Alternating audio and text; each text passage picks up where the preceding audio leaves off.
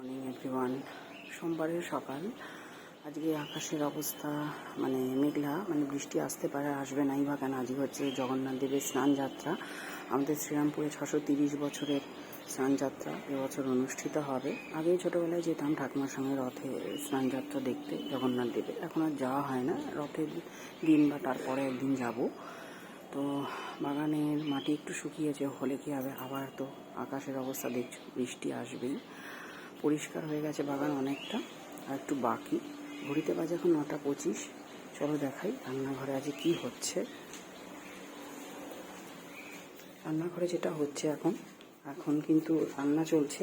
তো এখন দেখো হাঁড়িতে হচ্ছে ভাত, এখানে বেগুন সেদ্ধ দেওয়া হয়েছে, লঙ্কা সেদ্ধ দেওয়া হয়েছে, আর কিছু দেওয়া হয়নি। ওখানে আগে থেকে ডিম সেদ্ধ করে নামিয়ে নেওয়া হয়েছে।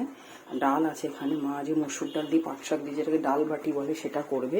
কারণ অল্প কিছু পাট শাক বাড়ির কালকে আমি তুলেছিলাম, সেটা এই যে রয়ে গেছে প্যাকেটে, ওটা দিয়েই করবে। আর এখানে দেখো কচু বার করে রেখেছে মা, কচু দিয়ে হয়তো মোস্ট প্রবলি মাছের ঝোল হবে।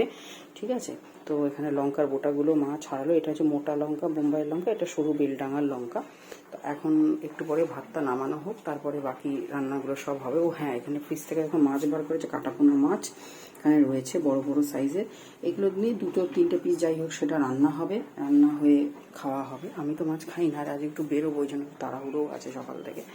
তো তোমাদের সকালবেলা বা যে সোমবার দিন কী মেনু হয়, নিরামিষ না আমিষ, অবশ্যই কিন্তু আমাকে কমেন্টস করে জানিও, কেমন? তো চলো এখনকার মতো কাজগুলো বাকিগুলো কমপ্লিট করে নিই, তোমরাও কিন্তু তাড়াতাড়ি করে নিও, কেমন? আর কারা কারা স্নানযাত্রা যে দেখতে গেলে সেটাও জানিও। টাটা।